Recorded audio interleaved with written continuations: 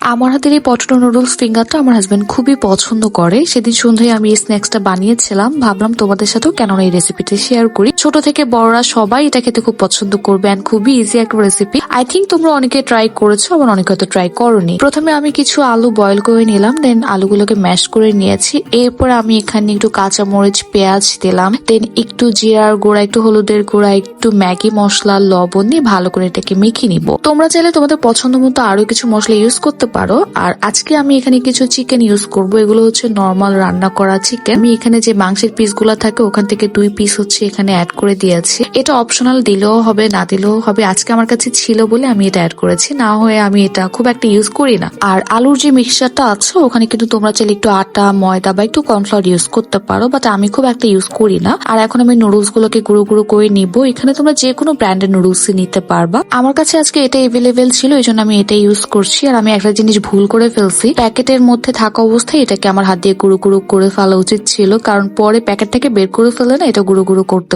অনেক কষ্ট হয়েছে। একটা ডিমও ফেটে নিলাম, এর মধ্যে আমি একটু লবণ ইউজ করলাম। তারপরে আলুর যে ফিঙ্গার গুলো আছে ওগুলোকে ডিমের মধ্যে দিয়ে তারপর নুডলস এর গুঁড়োর মধ্যে আমি একটু গড়িয়ে নিব। আর তোমরা চাইলে কিন্তু এখানে ডিমের পরিবর্তে আটা বা ময়দার মধ্যে একটু পানি মিক্স করেও একটা মিক্সচার তৈরি করে নিতে পারবা। হাত দিয়ে এভাবে ভালো করে একটু প্রেস করে নিলে না নুডলস এর গুঁড়োটা একদম ভালো করে এটার মধ্যে আটকে থাকবে, খুলে পড়ে যাবে না। আমি প্রথমে 2টা নুডলস এর প্যাকেট দিয়ে গুঁড়োটা করছিলাম, পরে দেখলাম যে এটা দিয়ে হচ্ছে না, আমার আরো একটা প্যাকেট লাগছে। আর লো ফ্যাট এই নুডলসটার মধ্যে না এমনি তো নুডলস এর কোয়ান্টিটি একটু কম থাকে। তারপরেই তো আমার সবগুলো নুডলস ফিঙ্গার একদম রেডি। তোমরা চাইলে কিন্তু এভাবে করে একটা বক্সে ভরে ডিপ ফ্রিজের মধ্যে রেখে দিতে পারবা 1 মান্থের মতো। যখন ইচ্ছা হবে তখন জাস্ট ফ্রিজ থেকে বের করে নর্মাল করে এটাকে ভেজে খেয়ে ফেলবা। আর তখন আমি তোমাদেরকে আলুর মিক্সচারটার মধ্যে একটু আটা দিতে বললাম কেন, মাঝে মাঝে এটা না তেলের মধ্যে দিলে আলুটা ভেঙে যায়, মানে এটা শেপটা একদম বাজে হয়ে যায়। তো তোমরা যদি আলুর মিক্সচারটার মধ্যে একটু আটা দিয়ে দাও তাহলে ওই রিস্কটা একদমই থাকবে না, এটা একদম ভাঙবে না। বাট আমার কিন্তু কখনো আটা ছাড়াও এই নুডলস এর ফিঙ্গারটা ভেঙে যায়নি, মানে ভেতর থেকে আলুটা ভেঙে যায়নি। কিন্তু তাও তোমাদেরকে আমি বলে দিলাম যে একটু মিক্সচারটার মধ্যে আটা দিলে বেটার হয়, তাহলে রিস্কটা থাকবে না।